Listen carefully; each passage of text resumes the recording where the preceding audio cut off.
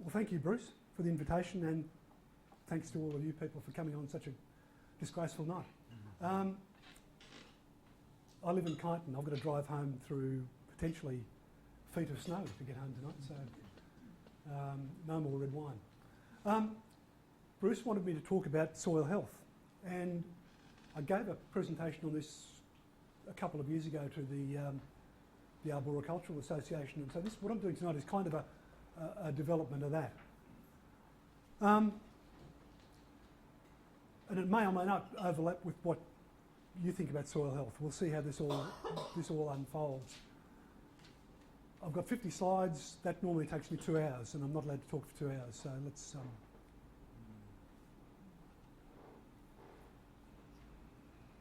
So what is it? Now,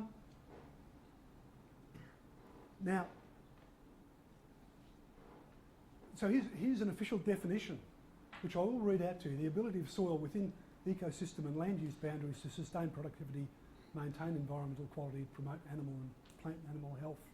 That's from a document called the Cornell Soil Health Manual, which is put together by Cornell University, which is probably one of the foremost universities in the United States with an agricultural discipline as part of its makeup.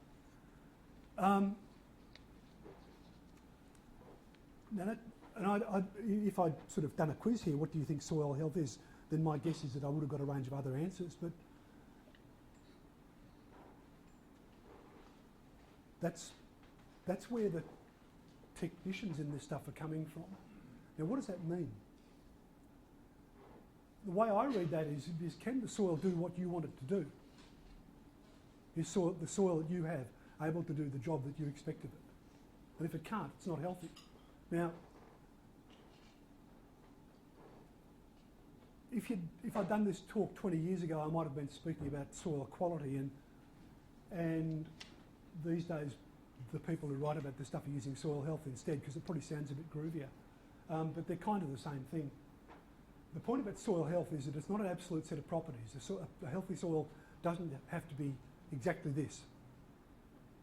And the properties that are important will change depending on what it is that you're doing. And so for argument's sake, if we took 3 just randomly chosen elements of landscapes, a vegetable garden, a front lawn and a rain garden, they will all have different soil health, important soil health properties, and they won't necessarily be the same.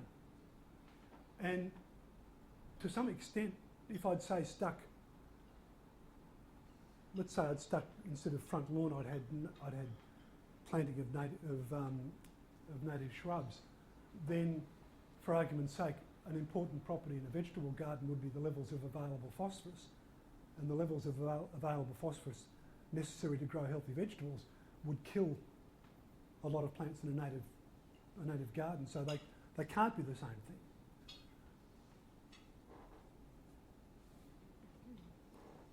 This is a little bit of landscape in Carlton, and it's 2 rows of Pyrus Caloriana, probably Chanticleer, looking at the form of the trees. And they're growing in 2 completely different soil environments, which have been specified and designed and installed to deliver what's required. So the soil environment that lets you put down hard paving and grow trees is not the same soil environment that will grow a lawn and grow trees. So the ones on the left are growing in structural soil, and the ones on the right are growing in some kind of constructed landscape soil or combination thereof. And if you'd put this under there, it wouldn't have worked, and if you put that under there, it wouldn't have worked. And so part of the job, it seems to me, part of the job of somebody who's trying to get their head around soil health from the kind of work environments that you folks are in, is figuring out, well, actually, what are these important properties for me, for these particular tasks. Now, if you go to the Cornell Soil Health Manual, which is written for farmers basically, these are the properties. Good tilth, sufficient depth, nutrients, not too much bad stuff, lots of good stuff in terms of microorganisms, well drained, low levels of harmful chemicals, resistant to degradation, resilient under unfavourable conditions, whatever those things mean. It's not as easy in ornamental horticulture to find these things specified. And one of the difficulties of people working in the gardening industries is that a lot of this stuff isn't particularly well resourced.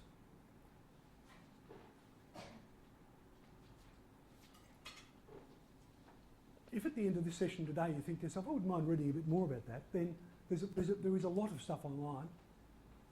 This is a Victorian government publication, Tools and Systems for Assessing Soil Health. When you read it, particularly for those of you who studied soils, there won't be anything in there that's terribly surprising. This is all old-fashioned soil science, basically. They've just called it soil health to change the packaging. And the tools are not bits of equipment, they're techniques. But that's easy to find. This is a scorecard that was developed for farmers in northern New South Wales, and what it's done is identified 10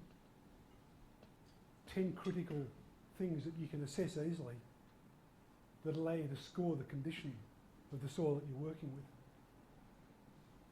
I'm not going to talk about these in any sort of detail because we simply don't have time. I guess my intention tonight, as much as anything else, is just to raise some things to talk about.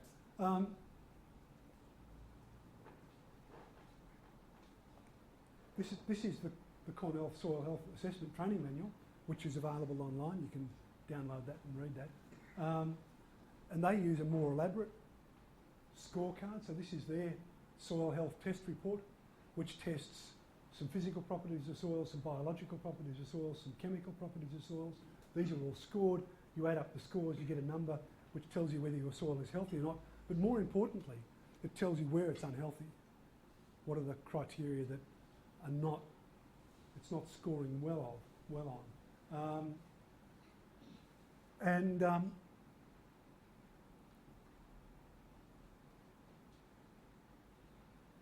In horticulture, we kind of need to start working on some of these tools and techniques. More of this in a second. Like I said, there's no test at the end of this, and we're not going to discuss any of these points. But I want to flag the fact that this kind of approach is being used in other enterprises. But if you said, okay, look, I want to take to my business a more formal approach to assessing soil health for my clients, well, one of the things you need to do then is identify what are the soil health indicators that you're going to use to assess whether the soil that you're dealing with in a particular property is healthy or not. What are the things that are important? We might look at some of those, what some of those might be in a couple of minutes. Once you've got those, then you can measure them. If you can identify limits, so what's good and bad. You can check your measurements against the limits, which allows you to say, okay, I've got a problem in this capacity, I can do something to fix that up. This quotation here I've pulled out of my memory, and it was used by management consultants in business probably back in the 1970s. The people who wrote this stuff have probably been discredited since then, but I kind of think that in this case, this is actually the point of almost everything I want to say to you tonight. That if you can't measure the thing that you're interested in, then you can't manage it. And if you're managing things without measuring them, then you're not managing them at all. What you're doing is flailing around in the cupboard. So doing this to a soil, or doing that to a soil, or doing this, or whatever it is, without actually knowing why you're doing it, what you're hoping to achieve, and what the effect of the thing you're doing is. And, you know, I'm a home gardener. We do a lot of this kind of stuff. Some measurement costs money, and some you can do yourself. And I think part of the key to this is identifying the things you can readily do yourself, and then using labs who do cost money for the stuff that's really important. So, this is a story about me. I had a crop of tomatoes a few years ago which were growing very, very badly. And so I thought, well, okay, I will get a soil test done. So I did that. And this came back from the lab that I use. I use these people a lot. Free plug to Sports Turf Labs. I also use Sydney Environmental and Soil Labs quite a lot. They have an office here in Melbourne now. And all these numbers come back. Now the good thing about these guys is that they tell you what the numbers mean in terms of interpreting the data. If some of you will use labs for soil testing, I suspect. If you send a sample off to a lab who's not going to tell you what the numbers mean, then you're wasting your money, because they're asking you to make sense of the stuff that they're telling you. Use a lab that will actually interpret the data for you. What we find in this with my tomatoes is that first off, the soil is probably too acidic. And one of the consequences of that is that soluble manganese is 10 times higher than it should be, and manganese at those sorts of levels is toxic. So we're probably looking at a soil acidity induced problem with manganese toxicity. That would explain the symptoms I was seeing in my tomatoes. And that's fixable. But if I don't have that data, then I have nothing at all. All I've got is crooked tomatoes. The other thing I learned from this is that I've got 140 parts per million of available phosphorus, where 50 to 80 is regarded as being enough. So this particular soil has an adequate supply of phosphorus for vegetables for the foreseeable future. I don't need to provide any more of that element for these crops for the next several years, possibly. And if I don't know that, then I'm going to go on using Blood and Bone or Dynamic Lifter or whatever it is that I use, which is full of phosphorus, doing a job that I don't actually need to do. The other thing I learned is that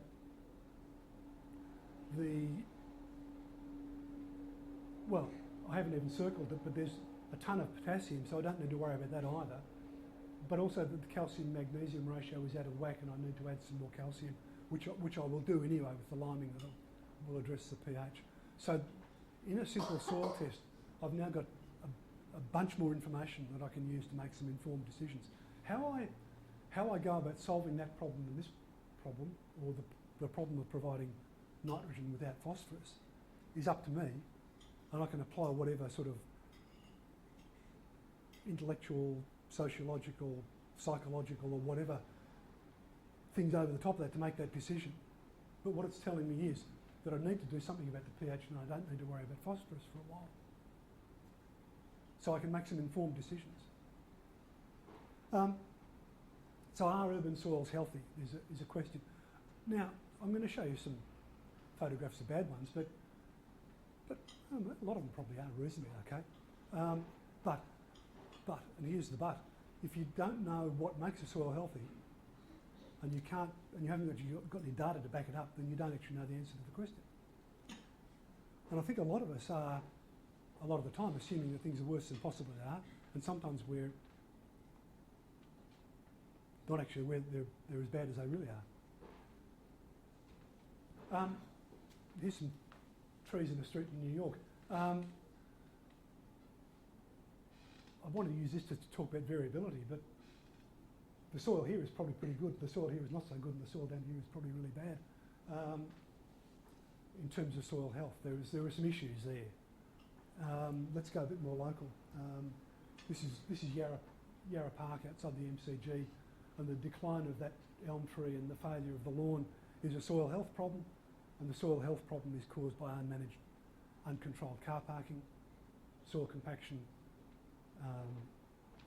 and we've got soils with degraded structure and all the consequences of poor soil compaction. If we go back to that first slide, what is soil health? Is the soil capable of doing what you want it to do? In this case, what we want the soil to do is grow trees and allow us to park cars, and it clearly can't do that. Now, there would be ways of solving that problem. You could make a soil that would allow you to do both jobs, but it hasn't been done here.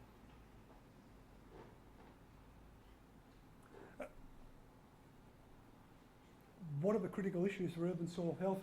They're probably water infiltration rate and drainage, ability to exchange gases with the atmosphere, penetrability by roots, soil pH, supply of nutrients, salt content, presence of contamination, capacity to support healthy macro and microfaunal and floral populations. So those are the, if you were trying to build up a picture of what are the things I would need information about, then you need to start thinking about, well, how do I assess those? Some of these things are measured by lab testing. Some of these you can test yourself with a relatively inexpensive kit. Some of these can be measured by sticking a piece of wire in the soil. Some of these things you can measure by digging a hole in the ground and filling it with water. Some of these are much more complex.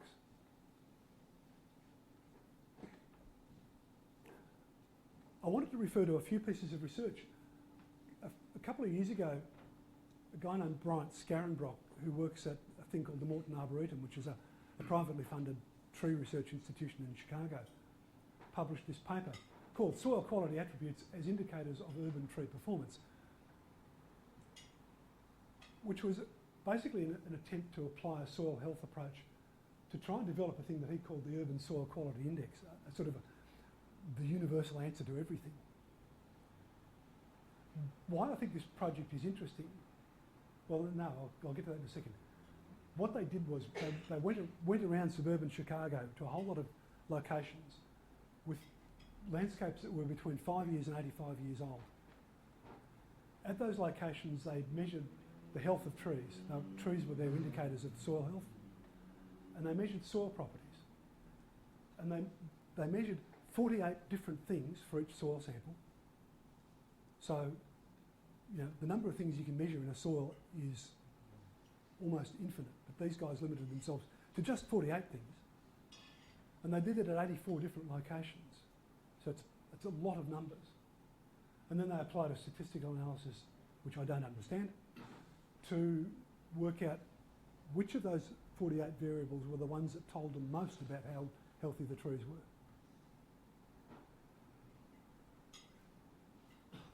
And they were total soil organic matter, soil pH, soil salinity, a measure called particulate organic matter, which is a measure of the ability of the soil to supply nitrogen, water stable aggregate percentage, and bulk density. Now, this and this are soil compaction measures.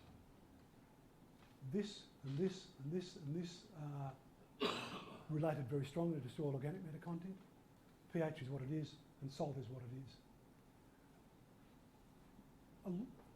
A lot of the measures they used were of microbial activity.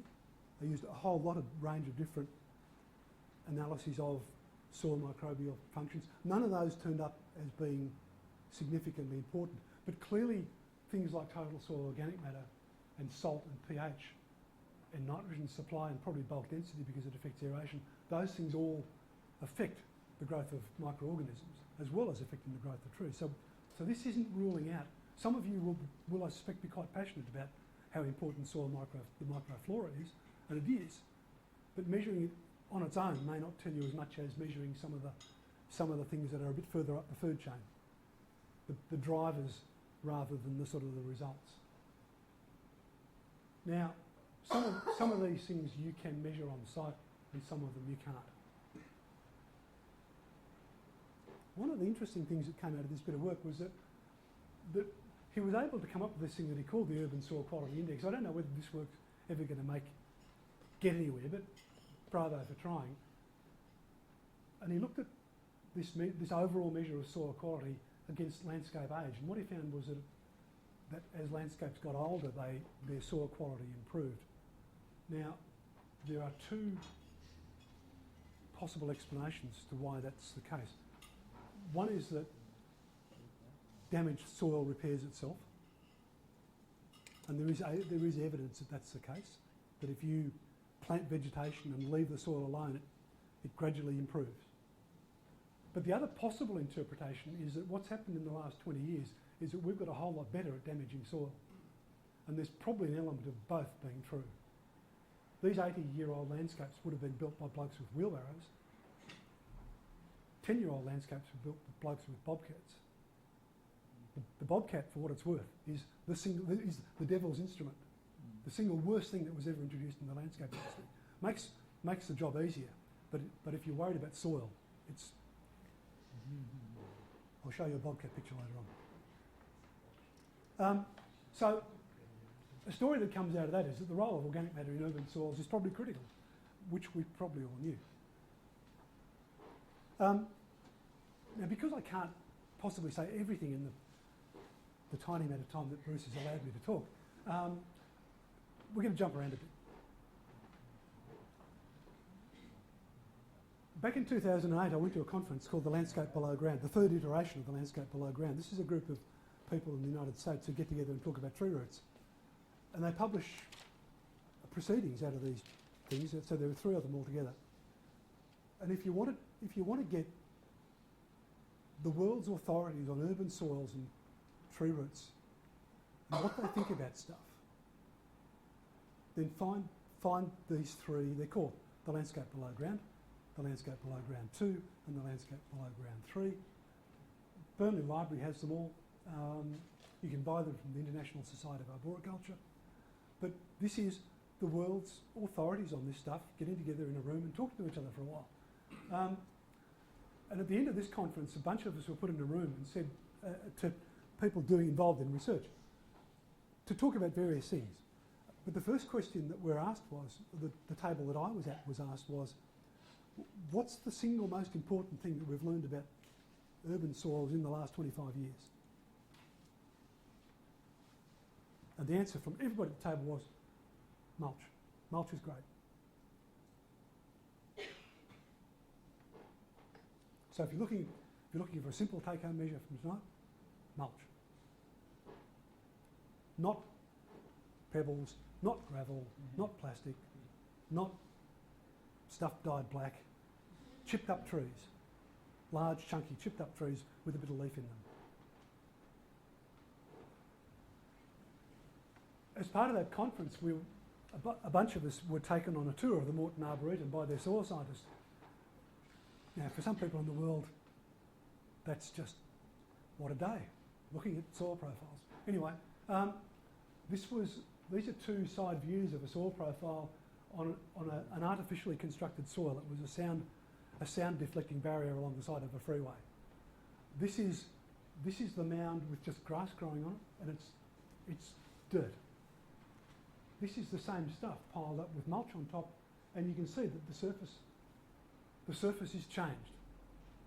But the effect of the mulch is to change the colour, it'll change the structure, it'll change the permeability to water, the air exchange, the way roots can grow through that. All those things will have been altered by the mulch being broken down and mixed through the soil by things like worms and beetles and the like. Whereas without the mulch, with just grass growing on top, we're not getting anything like the same kind of moderation. And this doesn't even involve cultivating the stuff in, this is just simply sticking it on top. Peter, just a question you may come up later on. What about weed mat under mulch? I don't have any problem with the idea, but it will slow down the rate that you get that sort of thing happening. It kind of this is now an official sidebar. I'm now talking about something else. We mulch for all sorts of different reasons. If the reason we're mulching is to suppress weeds and particularly aggressive perennial weeds, then weed mat under mulch is a really good treatment. If you're mulching to incorporate organic matter, then the weed mat will make that less effective. But there are sound reasons for using weed mat. I mean, you know, if you were trying to plant into I've got some slides somewhere of a chunk of the Mary Creek being revegetated back in the probably very early 1980s, where they just simply wrapped the whole thing in weed mat and planted through that. But that was all Kikuyu grass and fennel, and the weed mat suppressed that, and they got the revegetation outcome they wanted. So there are applications for it. Back on track. So landscape planting, where you've got a soil profile of some sort, but a lot of the time we're forced to deal with this kind of thing, where we're not dealing with the original soil. What we've got is what's been left over after the development process. Can we do anything about that kind of damage? Now, this is not everything we can do. I just wanted to throw some examples of stuff in. A woman named Nina Bassuk, who coincidentally also works at Cornell University, Nina has done some fantastically interesting work and recently published a couple of pieces on this technique that I don't know that she's invented it, but certainly she's trying to promote the idea of what we could call aggressive organic matter incorporation. And these are the two versions of the technique that she's suggesting. One is that you've got nasty degraded compacted clay soil. You stick 100 millimetres of compost on top of it, you incorporate that to a depth of 600 millimetres with a backhoe, and then stick a layer of topsoil on top. Or if you don't have available topsoil, you stick 200 millimetres of compost on top and you dig that down to 600 millimetres. Now, if you'd asked me this question 2 or 3 years ago, how deep can I include compost? I would have said, never put it any deeper than 200 millimetres. But Nina's advocating much, much deeper. And this is in heavy, wet clay in a much wetter climate than ours. Now, what she's not doing or advocating is using something like a rotary hoe to mix the compost finely through the soil. What she's doing is basically spreading a layer of compost on top and using a backhoe and basically just churning it through. So you end up with clods and lumps of mud separated by channels of compost. And the channels of compost allow rapid water movement, root growth, air movement, and gradually, over time, those lumps of clay will break down as the compost is incorporated into them. And then you just simply plant into that. So... Can I ask how soon after? Sorry? How soon after you do that? You plant then. Yeah. Now,